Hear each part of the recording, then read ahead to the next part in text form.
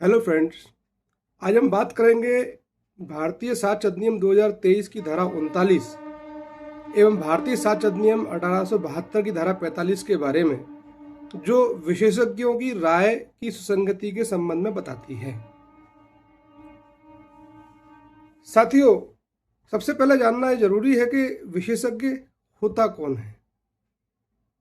साक्ष्य अधिनियम में कहीं पर भी एक्सपर्ट की डेफिनेशन नहीं दी गई है, विशेषज्ञ की डेफिनेशन नहीं दी गई है, लेकिन सेक्शन 39 भारतीय साक्ष्य अधिनियम 2023 में विशेषज्ञ की राय को सुसंगत माना गया है।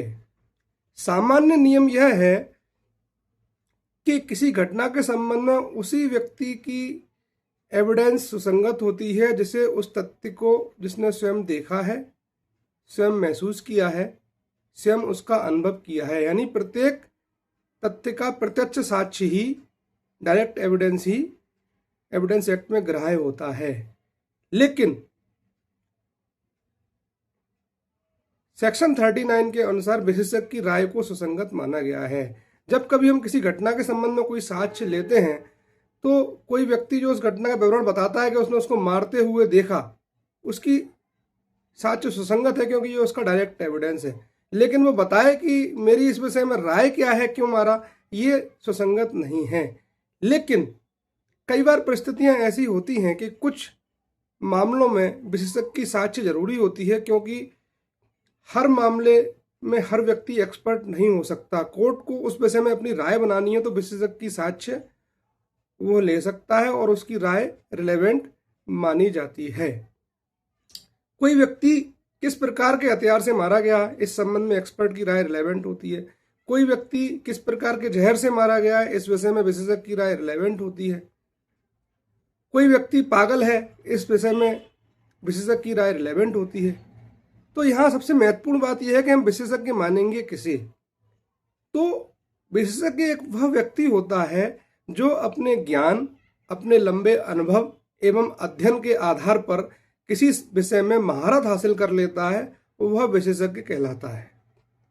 विशेषज्ञ के लिए कोई डिग्री हमेशा जरूरी नहीं है। कई सारे सब्जेक्ट ऐसे हैं जहां पर जरूरी नहीं है कि उसके पास कोई डिग्री हो, लेकिन उसके पास कोई गहरा अनुभव है, बहुत लंबे समय तक उस कार्य क्षेत्र में उसने काम किया है, तो वह व्यक्ति भी विशेषज्ञ माना जाता है। जैसे न्यायालय को मान लीजिए गोल्ड की किसी चीज के बारे में राय बनानी हो, तो जरूरी नहीं है गोल्ड के विषय में कोई डिग्री उसने हासिल की हो। एक लंबे समय तक कार्य करने वाला सुनार भी एक्सपर्ट हो सकता है। जैसे कि आपका अब्दुल रहमान वर्सेस मैसूर राज्य का जो मामला था, उसमें माननीय सर्वोच्च न्यायालय ने माना कि एक पेशेवर सुनार जो उस क्षेत्र में बहुत लंबे समय तक काम करता रहा है, उसने महारत हासिल कर ली है, तो वह भी एक विशेषज्ञ है। साथियों, सेक्शन 39 ये कहता है कि जब कभी न्यायालय को किसी विदेशी विधि, विज्ञान, कला या अन्य क्षेत्र या हस्तलेख या उंगली चिन्ह के बारे में कोई राय बनानी हो, तो ऐसे विषय के संबंध में विशेषज्ञ की राय जो होती है वह सुसंगत होती है। चाहे तो वो हेड राइटिंग के बारे में हो, या विदेशी विधि के बारे में हो, या विज्ञान के बारे में हो, या कला के क्षेत्र में हो, या हैंड राइटिंग या फिंगरप्रिंट के बारे में हो, तो ऐसे विषय में एक्सपर्ट की राय को सेक्शन 39 वर्तमान भारतीय साक्ष्य अधिनियम 2023 और पुराना भारतीय साक्ष्य अधिनियम 1872 की धारा 45 के तहत सुसंगत माना गया है। दोनों ही धाराओं में कोई डिफरेंस नहीं है, सेम टू सेम वही चीजें हैं। तो जब कभी हमको किसी विशेषज्ञ को बुलाना होता है, तो एक केस लॉ था Himachal Pradesh versus Jailal 1999 supreme court, जिसमें माननीय सर्वोच्च न्यायालय ने यह कहा कि जब किसी विशेषज्ञ की साक्ष्य को हमको स्वीकार करना है, तो उसको स्वीकार करने से पहले इस तथ्य के संबंध में भी साक्ष्य लेना चाहिए कि उसने उसमें कितना उस क्षेत्र में विशेष अध्ययन किया है, कितना विशेष अनुभव उसको इस क्षेत्र के अंदर है। यहां पर एक बात बता देना जरूरी है कि एक्सपर्ट जो है, जब वो कोर्ट में एविडेंस देने आता है तो वो अपनी पॉसिबिलिटी व्यक्त करता है, संभावना व्यक्त करता है। इसलिए जो विशेषज्ञ की जो साक्ष्य है वो कभी भी मूल साक्ष्य का स्थान नहीं ले सकती। वह एक संपोषक साक्ष्य होती है, कॉर्बोरेटरी एविडेंस होती है, जिसका प्रयोग उस तथ्य का खंडन करने के लिए या उसकी पुष्टि करने के लिए किया जा सकता है। मूल साक्ष्य का स्थान नहीं ले सकती। यदि मूल साक्ष्य और विशेषज्ञ की साक्ष्य में कोई अंतर है तो माननीय सर्वोच्च न्यायालय ने अपने कई सारे न्याय दृष्टांतों में बताया है कि मूल साक्ष्य को अधिक प्रभावशाली माना जाएगा। जब तक कि विशेषज्ञ की साक्ष्य समस्त संभावनाओं को दृष्टिगत रखते हुए मूल साक्ष्य को दरकिनार ना कर दे, तब तक विशेषज्ञ की साक्ष्य जो है मूल साक्ष्य का स्थान नहीं ले सकती।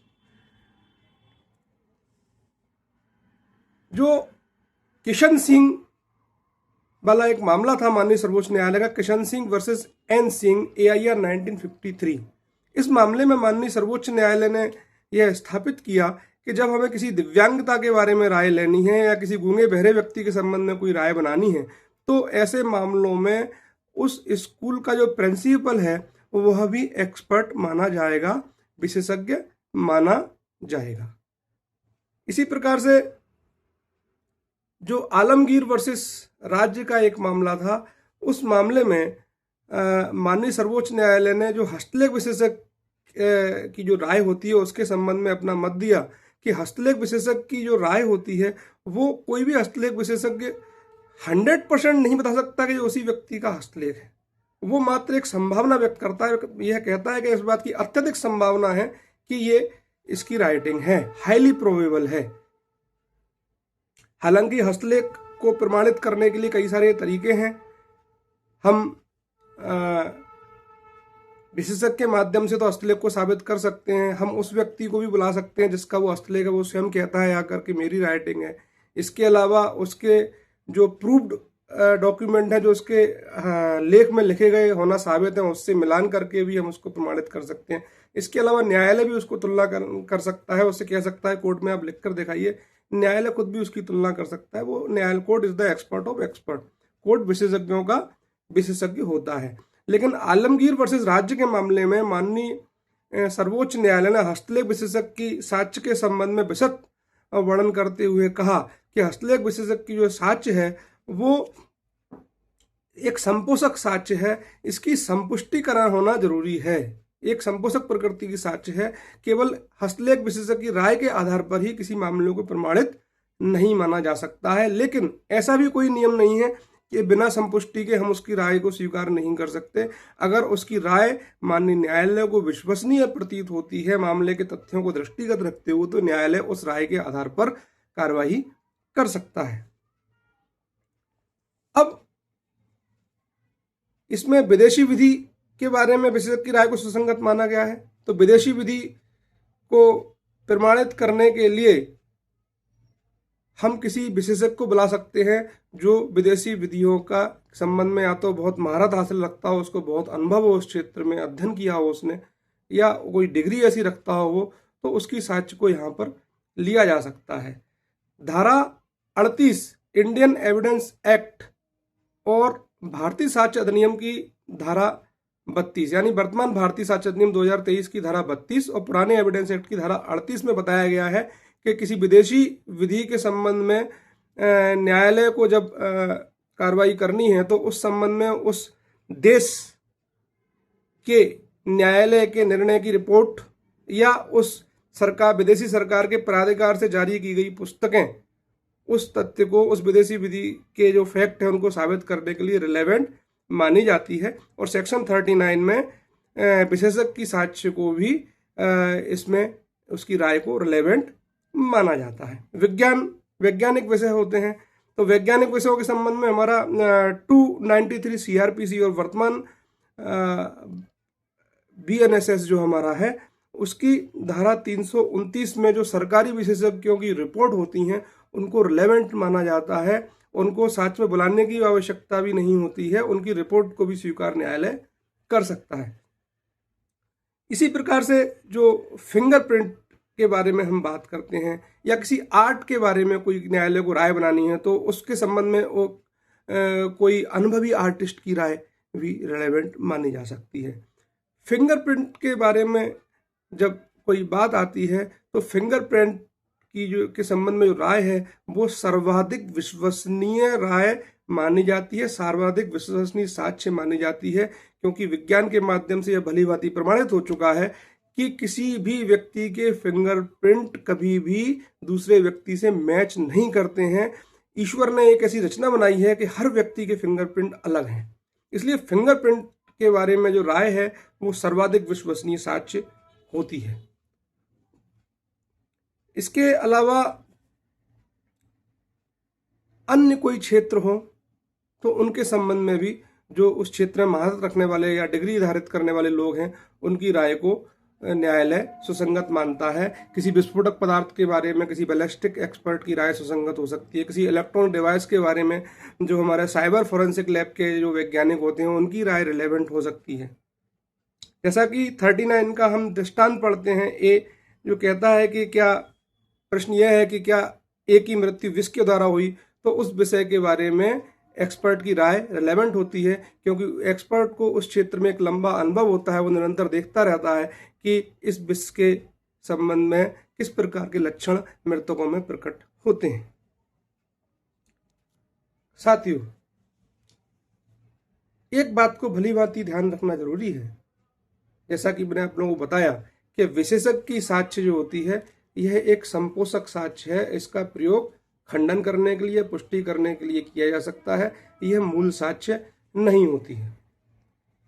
इसके अलावा विशेषज्ञ की साक्ष्य को एक कमजोर प्रकृति का साक्ष्य भी इसलिए भी माना जाता है क्योंकि यह मात्र संभावना व्यक्त करता है। विशेषज्ञ को कोई व्यक्ति पैसे लेकर खरीद भी सकता है और वो उसकी ओर से गवाह, चूंकि कई बार सिविल मामलों में तो एक्सपर्ट को जो बुलाता है वो पक्षकार ही बुलाता है, उसके आने जाने का खर्चा ही वही देता है, तो कई बार इस बात की संभावना भी रहती है कि वो उसको पैसे देकर खरीद सकता है।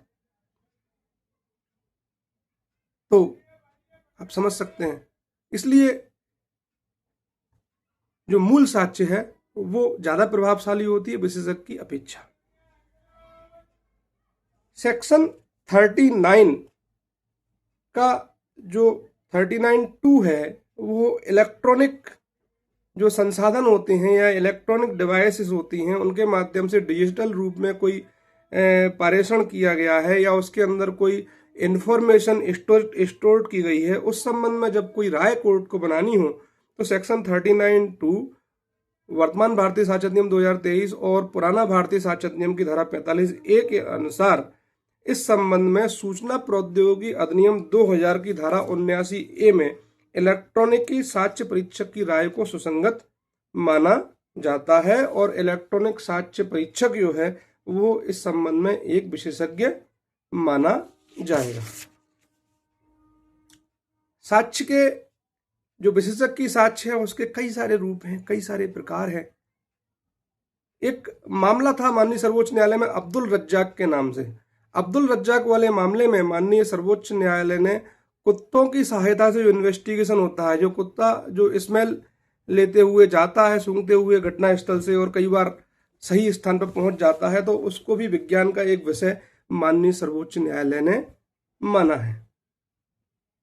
इस संबंध में जो पैरों के निशान हैं, फुटप्रिंट है, उसमें माननीय सर्वोच्च न्यायालय ने कहा है कि यह साक्ष्य ग्राह्य नहीं है। अब हम आते हैं सेक्शन 40 विशेषज्ञ की राय से संबंधित तथ्य, facts bearing upon opinions of experts. साथियों, जो सेक्शन 40 वर्तमान भारतीय साक्ष्य अधिनियम 2023 में है, ये हमारा पुराना भारतीय साक्ष्य अधिनियम की धारा 46 में था। जो विशेषज्ञों की जो राय होती हैं उन रायों का समर्थन करने वाले या खंडन करने वाले तथ्य भी रिलेवेंट माने जाते हैं, क्योंकि ये कहता है कि वे तथ्य जो अन्यथा रिलेवेंट अदरवाइज रिलेवेंट नहीं है वो रिलेवेंट माने जाएंगे यदि वो एक्सपर्ट की ओपिनियन का कोरोबोरेशन करते हैं या उससे इनकंसिस्टेंट हैं, जबकि ऐसी ओपिनियन रिलेवेंट है। तो किसी व्यक्ति को कोई फला विष दिया गया है, उसके संबंध में एक्सपर्ट अपनी राय देता है, तो ये फैक्ट के और भी 150 लोगों में इस प्रकार के विष दिए गए थे, उनमें यही लक्षण प्रकट हुए थे। जिस लक्षण के बारे में विशेषज्ञ या तो कहता है या मना करता है, तो ये भी समर्थन या खंडन करने के कारण रिलेवेंट हो जाते हैं, क्योंकि कुछ ऐसे फैक्ट जो विशेषज्ञ की राय का समर्थन कर रहे हैं वो एक पक्ष के संबंध में प्रभावशाली हो जाएंगे, खंडन कर रहे हैं वो दूसरे पक्ष के लिए प्रभावशाली हो जाएंगे। तो यह स्थिति है। तो आज हमने विशेषज्ञ की राय के संबंध में अध्ययन किया और इस तथ्य को भलीभांति समझा कि विशेषज्ञ की साक्ष्य किस प्रकार से रिलेवेंट होती है और विशेषज्ञ कौन व्यक्ति होता है। आपने धैर्यपूर्वक मुझे सुना, इसके लिए बहुत बहुत धन्यवाद।